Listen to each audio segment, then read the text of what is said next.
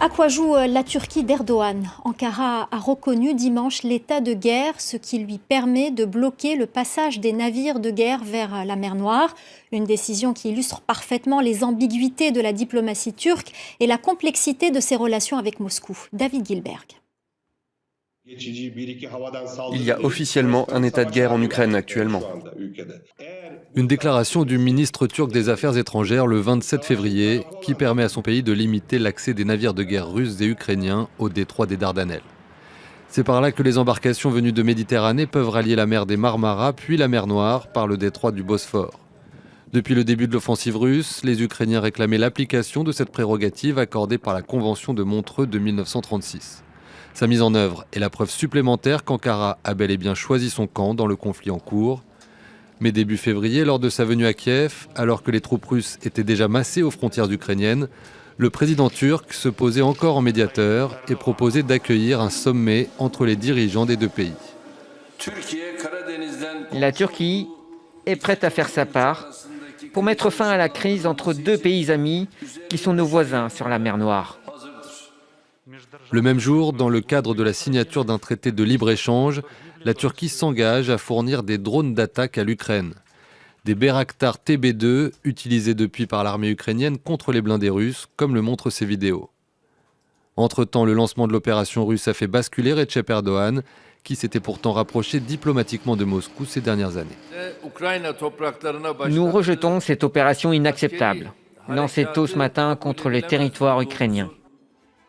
La Turquie condamne désormais fermement l'atteinte à la souveraineté ukrainienne, même si elle s'est abstenue lors du vote du Conseil de l'Europe sanctionnant Moscou. Mais malgré des rapports très conflictuels avec les Occidentaux, notamment sur le dossier migratoire ou à propos du conflit syrien, elle pousse désormais ses alliés de l'OTAN, à laquelle elle appartient depuis 1952, à faire preuve de fermeté face à la Russie. L'Occident, qui a donné de nombreux conseils à l'Ukraine, continue de donner des conseils.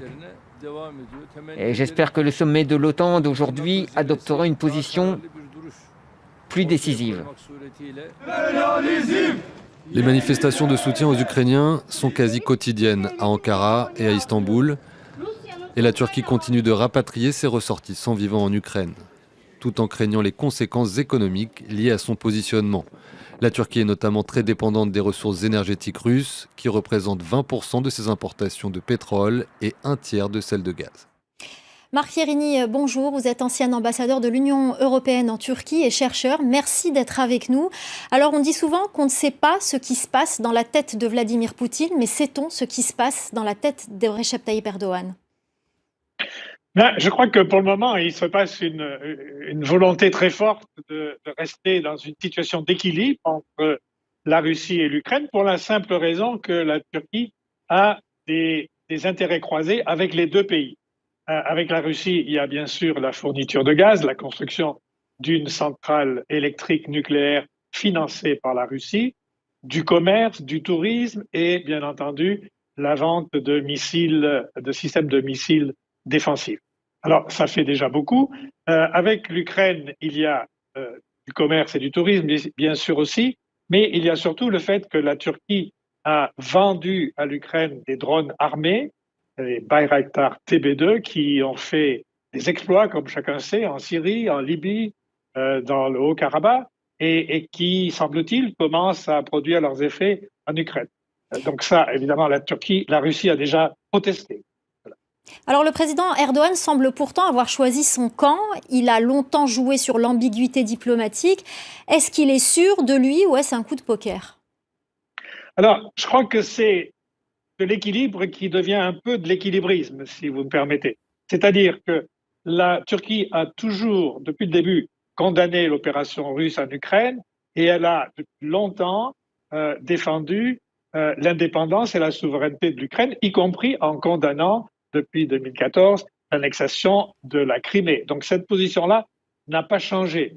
Ce qui change aujourd'hui, c'est que la Turquie, pour rester dans une situation d'équilibre, doit s'abstenir de participer à des sanctions commerciales ou financières décidées par le monde occidental et peut-être s'abstenir, mais ça on ne le sait pas encore, de fournir des armes, comme d'autres drones par exemple, comme le font d'autres pays de l'OTAN, à l'Ukraine. Donc, pour le moment, on est dans cette situation intermédiaire. La Convention de Montreux sur les détroits des Dardanelles et du Bosphore est un texte suffisamment compliqué pour permettre de temporiser un petit peu. Donc, pour le moment, ce n'est pas un grave inconvénient, mais il arrivera à un stade où la Turquie devra peut-être choisir plus clairement. C'est ça la différence.